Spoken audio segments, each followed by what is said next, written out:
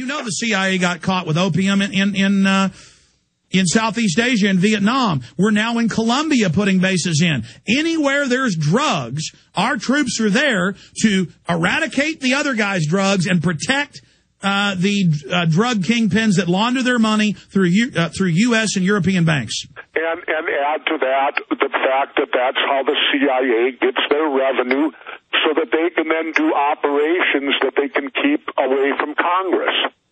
Because if they have to do operations that require them to get money from our tax money, then they have to be forward enough to let Congress know what they're doing with the money. But if they're getting money via illegal drugs and making all sorts of money out of that end of the world, they then don't have to declare any of that to Congress, and that's when they can do these dirty jobs that the American public will never know about. Governor Jesse Ventura, that is the nail on the head. Absolutely. I hadn't even thought to make that point. All those tens of billions in unaccountable money that these private interests... They run their operations so that they don't have to be accountable to the Congress. Absolutely. In fact, in '96, that came out on C-SPAN with the CIA Inspector General testifying that the CIA brought in the crack cocaine epidemic. Well, that I don't know. You know about that, Alex. I don't. I can only speak to what I know about, and you know, you're better well read on it than I am. Well, no, I mean, you know as much or more than I do. You just brought up the key point that they're funding their black operations with this. Oh yeah, no, I've felt that and known that for a long, long time. That's the simple way to do it. That's how you keep it out of the public eye. That's how you can get money to do political assassinations, like in the old days when they used to attempt to kill Castro. Okay, I'm going to shut up. If they do that, if they get money from Congress, then they have to submit reports, and it has to be far more above board. But if they get the money from somewhere else, which can be dirty drug money, well, then they can spend it on any operations they want to do, and they don't have to be accountable to the American public or the Congress for it.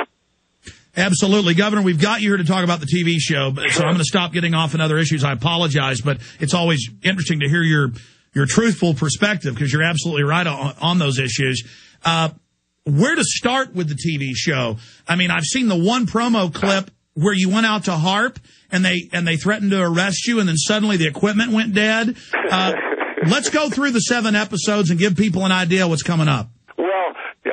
Hopefully I can remember them all. I'll tell you, it was so hectic shooting them that sometimes I had to jump from one episode to another episode.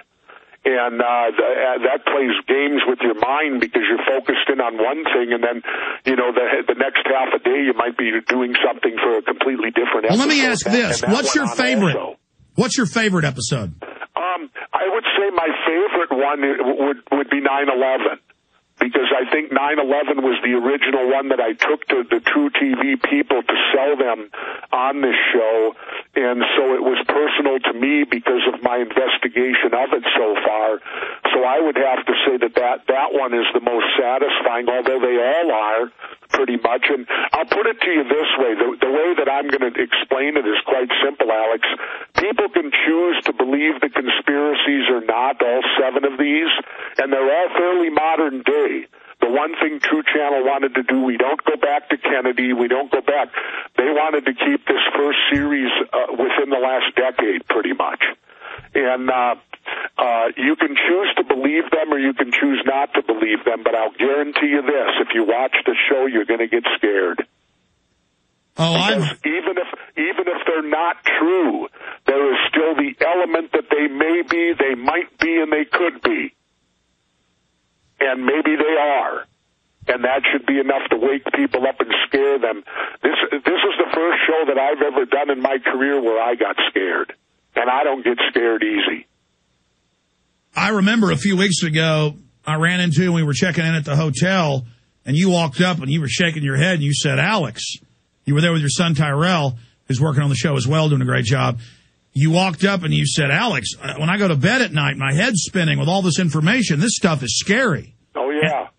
No, we went into some places that, you think is only fantasy land, but it could very well be reality land. And it's stuff that people don't even think about, don't deal with in their daily lives. You know, that's one of the main things is people out there have to earn a living. They have to make a living for their families, so they haven't got time to go delving into the underhanded stuff that government might be doing. And it's interesting, Alex, that we started this show with the concept that we were going to show both sides of the conspiracy and then allow the viewer to make a choice at the end of which one he or she would choose to believe. Hold it there. Got a break, Governor. This is key info coming up. All right, going back to Governor Jesse Ventura. This is a short segment, long segment coming up. He'll be with us a little bit into the next hour. We're going to open the phones up specifically only for Governor Jesse Ventura at 1-800-259-9231. Quick question or comment to the governor coming up. Okay, you got cut off again by the satellite, making us go to break. Start over, Governor, with the point that you were making about the TV show. Well, initially, Alex, we started off to do the show with the concept that both sides of the conspiracy would be told. If there were two sides, many times there may be multiple sides.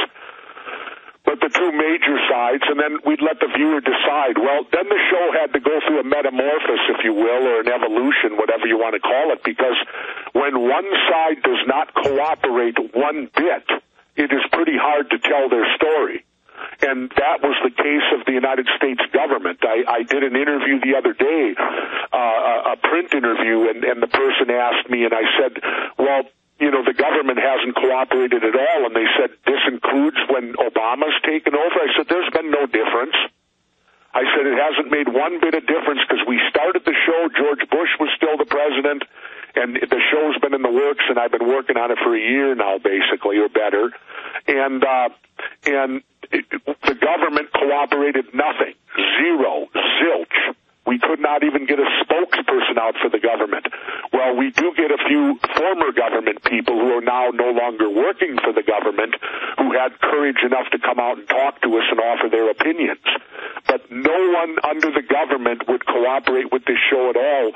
So then the show became simply more of the other side of the conspiracy being told, and now the viewer gets to see an alternative to what the government has pumped out in many occasions on the different conspiracies that they're involved with. And by the way, we've got Governor Jesse Ventura with us talking about the new TV show that's coming up in December and January called Conspiracy Theory on TruTv. Again, Jesse Ventura is our guest. How much can you tell us about the 9/11 episode? Because I know that more and more as you went out and tried to talk to them, no one would.